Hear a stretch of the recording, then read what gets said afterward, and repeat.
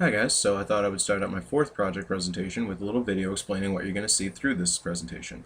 I'm going to open up by talking about what's really going on in the medical schools. Students are witnessing unethical behavior from their teachers, picking up on this behavior and reteaching it to their future students.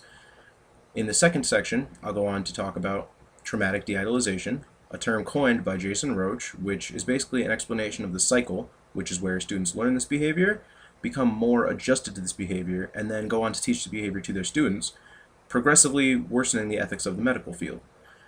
In the next section, I'll provide a lot of strong statistics which basically lead up to all of the unethical behaviors witnessed by students, broken down into a chart.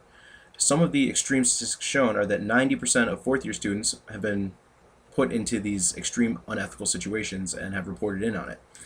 The following after that is a thought bubble image, which helps to really explain what an ethical situation looks like. It really helps to break it down by saying if there's a bubble where you're afraid that your actions may lead to consequences, you're probably not acting ethically, because otherwise you wouldn't be worried about these type of things. After that, there are three very unethical situations which I thought were very valuable to the point I'm trying to make, which is that the medical school is going in a very poor direction ethically.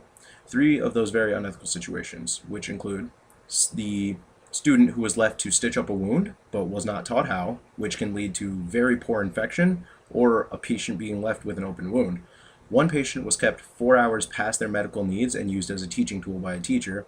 Most of the students felt very bad about this, not only spoke to each other about it, but reported in to many different services about it. And another patient was sedated with an antipsychotic and intravenously given her medications, despite having very good reasons to not want to take those medications. Beyond that are just a couple solutions that I think will really help to sort of improve the medical field. One of those being to keep the schools monitored. These teachers are acting very unethically in teaching this behavior to their students. If we have other teachers sitting in and monitoring these classes, or if we're keeping these students surveyed, or even the teachers interviewed and students interviewed regularly, it helps to really keep a sort of idea of the ethics going on there on the table. Aside from that, it would be really good to set a sort of ethics bar that we think these students and teachers need to pass in order to continue on in the medical field. With this allowed, it would create a sort of better environment in the medical field.